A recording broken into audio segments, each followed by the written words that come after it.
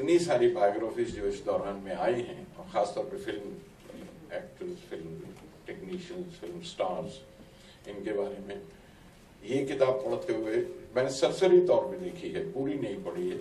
एक होता है, एक आदत होती है कि भाई इन्होंने मुझसे भी बात की थी, देखो मैं लिखा क्या है, ठीक लिखा है या नहीं मेरे लिए। तो सबसे पहले अपने नाम के पेजेस देख लिए मैंने, उसके बाद लगा ये ठीक है तो बाकी भी ठीक होगा। और तो लेकिन एक चीज जो महसूस हुई इस किताब की खूबी में वो ये है कि ये सीधा साधा वो एक क्रोनोलॉजिकल और वो अंदाज जो हमारे यहाँ बायोग्राफी लिखने का बन गया है कि आप कहाँ पैदा हुए, आप कब पैदा हुए और आप क्यों पैदा हुए, ये सारे सवाल पूछते हैं, इनके जवाब दीजिए। तो ये उससे हटके एक वाकई वो लिटरेरी फ्लेवर मुझे इनकी किताब में नजर आया।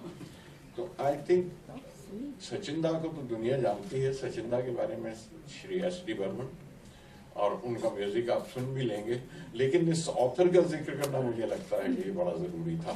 इस वजह से मैं आपको पहले सत्यजीत के बारे में बता दूं कि मुझे ये किताब पढ़ के क्या महसूस हुआ, और लगा कि it's once again it's a literary work and it's not just a filler कि वही जाए पैदाइश पता कर ली जाए, तो सिर्फ वैसी किताब नहीं लगी।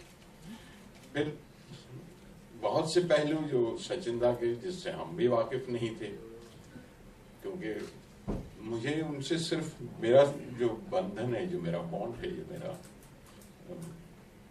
दादा के साथ जो जुड़ाव है, वो इस बात का है कि मुझे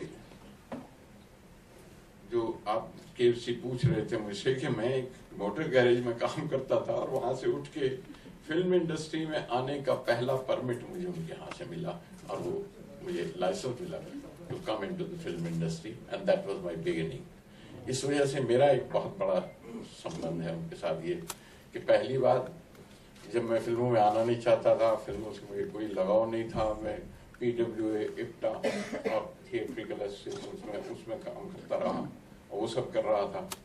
और दादा की थोड़ी सी नाराजगी हुई शैलेंद्र के साथ, और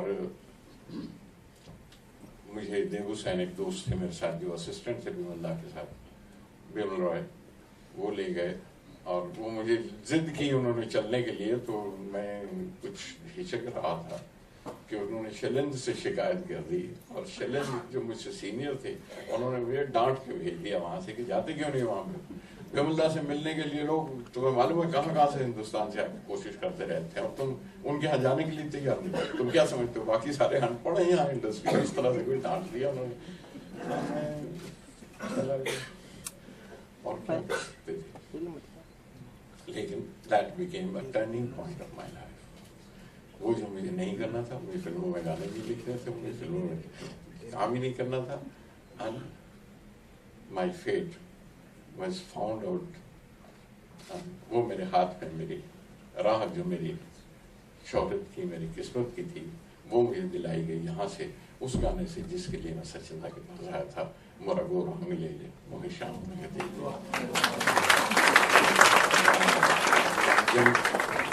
बिमल के यहाँ पहुंचे तो एक तो सचिन दा की शख्सियत, ये तमाम गुरु लोग जिनको सुनते आए थे और जिनकी तस्वीरें पूजा करते थे, उनके पास सामने जाके बैठना मुश्किल। और सचिन दा के यहाँ, सचिन दा बिमल दा की एक मीटिंग जहाँ थोड़ा बहुत मुझे बताया गया कि तुम्हें क्या लिखना क्या है, तो मुझे वो कभी कभी याद आता है जिसका जिक्र किया है सत्या ने इस किताब में, कि उन्होंने सिचुएशन समझाई कि सिचुएशन में एक कल्याणी है जो एक क्रांतिकारी उस घर में ठहरा हुआ है, उसको प्यार करती है, चाहती है, वो दूर कैंप में रहता है गांव के बाहर, गांव के किनारे पर, और ये पोस्ट मास्टर की बेटी है, और पोस्ट मास्टर जो है वो वैष्णव कविता शाम को पढ़ाया करते हैं या सुनाया करते हैं। तो मुझे कहा गया कि तुम वैष्णव कविता के बारे में, because that again was a small little incident कि उन्होंने जब मेरे बिमलदा के पास लिखे गए देवुसैन, तो उन्होंने बंगला में पूछा उनसे कि बहुत लोग की पूरी जान भेजे वैष्णव कविता टकी। तो उन्होंने सोचा, तो उसने कहा दादा वो बंगला समझता है, बोलता भी है। I remember the blush of Bimalda when she used to get, his face used to become red. तो बहरहाल फिर उसके बाद सचिन दा के साथ मुलाकात हुई तो उन्होंने कहा कि कल्याणी का इस तरह की मैंने कुछ ट्यून बनाई है जिस पर मुझे लिखना था। तो सिचुएशन में ये था कि वो घर से निकलती है, निकल के कहाँ उस तरफ तक जा रही है, तो दादा ने वहीं में रोक दिया बिमलदा ने, वो घर से बाहर नहीं जाएगी सचिन। ये कैरेक्टर घर से बाहर जाकर गांव में गाना नहीं गा सकता, इस तरह से नहीं होता है, ये कैरेक्टर का ध्यान रखते हुए।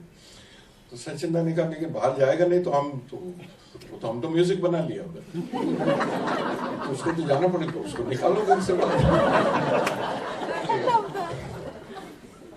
लेकिन ऐसा नहीं हो सकता दादा। एंड नाउ दो बुजुर्ग बड़े बड़े वो बैठे हुए ये बात पे बहस कर रहे हैं कि लड़की घर से बाहर जाएगी कि नहीं जाएगी, और उसमें करते हुए बात के मैं कहीं पौन महेंद्र हमारे साथ एक जो राइटर थे बिमलदा के, उन्होंने कहीं कह दिया कि दादा लेकिन वो जहाँ बाप घर में सो रहा है कि उसके सामने गाना गाएगी तो ठीक लगेगा। I remember the gesture of Sachin दा, बोलो लाइक अ यंग बॉय, अभी देखो अब बताओ क्या करोगे। Imagine the way they worked on a small little detail of a character, of a situation, of a song, and what words should come, what should not. आज वैसे हालांकि कम नजर आती है इस तरह की बहस में, हमें बता दिया जाता है कि आउटडोर का है, दो गाना है और शायद बैक वाटर्स में करेंगे उस background. That's more than enough, आपको सिचुएशन बता दी और क्या चाहिए। और ज्यादा से ज्यादा बहुत पूछा या किसी ने खाता गया तो इतना बता दिया, जरा शक हो जाती है कि दादा अच्छा उनका ड्रेस क्या पहना हुआ क्या है। इससे ज्यादा कुछ पूछने की ना जरूरत है ना वक्फा है ना। लेकिन दैट सचिन दा वाज लाइक अ बॉय, जो देखने में इतने बुजुर्ग थे, उनका बिहेवियर, उनके अंदर वो जो यूथ, जो नौजवानी और ये जो बचपना और ये सारा, वो मेरा ख्याल है उनके साथ म्यूजिशियंस में काम किया जो आपके सामने आए थे, और वो सब बता सकते हैं कि बच्चों की तरह वो रूठ गए थे। बच्चों की तरह से मरागो रंग ले ले जब लिखा गया तो 3 साल से रूठे हुए थे लता जी से, 3 साल के बाद उन्होंने ये गाना गाया मरागो रंग ले ले। वो बीच में 3 साल का उनसे भी रूठने का वक्फा है। और थोड़ी सी आदतन कुछ जो पंचम के टोटल अलग थी हुई था कि वो थोड़े से कंजूस थे और पंचम बहुत ज्यादा फराख दिल था। कभी कभी कह देते थे तुमको भी एक दिन पिलाएगा चाय। मेरे पंचम वाले टोटली डिफरेंट, वो तो बोतल खोल लिया करता था। So I think it's musician composer होने के अलावा वो जो प्रिंसली एक गेट उनका, जो एक रॉयल्टी उनके अंदर झलकती थी। I always say he was a prince of melody, really he was a prince in his style. शाम के वक्त अक्सर तो चुन्नट वाला कुर्ता, चुन्नट वाली धोती बांध के, अब आपने देखा है, आप जानते हैं, हारमोनियम पे वो पूरे गजरे का बांध के कलाई के ऊपर एक गिलास हारमोनियम पे रख के बना के, and he would sit down on his regular composing, and that was princely style really, which इस तरह से मतलब तैयार हो के पूरी तरह से, and totally अलग with RD। this वो इमेज सचिन दा की अब भी याद आती है। और मेरा वो गाना हुआ, गाने के बाद सचिन दा सुलह हो गई शैलेंद्र से और उनसे कह दिया कि नहीं, हम नए लड़के के साथ काम नहीं करेगा। बहरहाल that's another story that Bimalda called me, और बिमलदा ने मुझसे कहा कि देखो, somebody with such affection who told me कि आपको मालूम है तुम फिल्म में नहीं करना चाहता था काम, अच्छा गाना लिखा सबका, लेकिन इट्स अ डायरेक्टर्स मीडियम, तुम हमारे साथ असिस्टेंट हो जाओ, असिस्ट करो, लेकिन you will not go back to that motor garage and waste your life. Come on, sit down here. That I think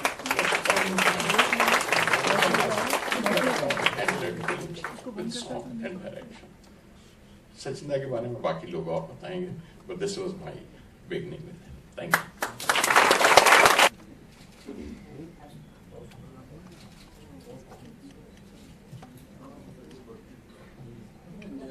नजर नहीं लगेगी।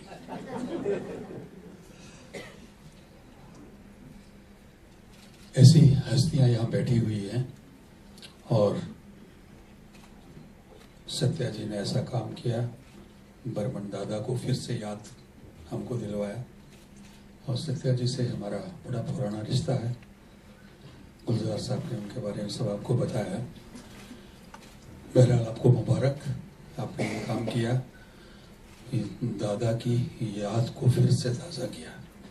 चंद एक बातें जो मैंने देखी बर्मन दादा के बारे में आपसे मैं शेयर करना चाहूंगा। गुलजार साहब ने बिल्कुल ठीक कहा, उनका एक प्रिंसली अंदाज था और साथ में एक he was like a child, innocence जो उनमें थी, कोई दिखावा नहीं। और उनकी जो बातें होती थी उसमें वो झलकता था। एक तो बात ये थी कि वो हमारे बंगाल और नॉर्थ ईस्ट का जो फोक म्यूजिक है, लोक संगीत को इतना उनके अंदर घुल मिल गया था। बचपन में उन्होंने उसको सब सुना और फिर बाकायदा उन्होंने क्लासिकल म्यूजिक की तालीम ली। बहुत कम लोग म्यूजिक डायरेक्टर्स में ऐसे रहे जो क्लासिकल सीखे हुए हैं और इतना आम लोगों को पसंद आने वाला संगीत दिया। या तो कई दफा क्लासिकल वाले हम लोग उसमें उलझ जाते हैं रागदारी में, उससे ऊपर थे। दूसरी बात बर्मन दादा के संगीत के बारे में, उनका म्यूजिक एक टाइप्ड म्यूजिक नहीं था। आप टैक्सी ड्राइवर का संगीत सुने, प्यासा का सुने, आप गाइड का सुने, जो कागज के फूल, जो भी फिल्म थी वो अपने आप को उस फिल्म के अंदाज में ढाल लेते थे और उसके बावजूद ये लगता था कि बर्मन दादा का म्यूजिक है।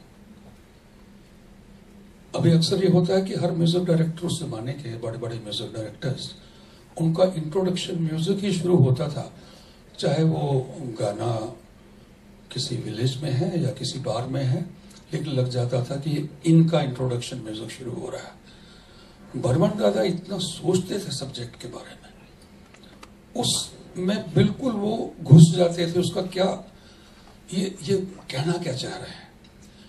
दूसरी बात, एक अक्सर वो लफ्ज कहते थे, आजकल ऑर्केस्ट्रेशन बहुत आ गया फिल्म सॉन्ग्स में, उस जमाने में भी लोगों ने लाया। तो वो एक मिसाल देते थे कि एक बहुत खूबसूरत औरत है, उसका इतने नाक नक्श अच्छे हैं, लेकिन उसके माथे पे आप इतनी बड़ी बिंदी लगा दें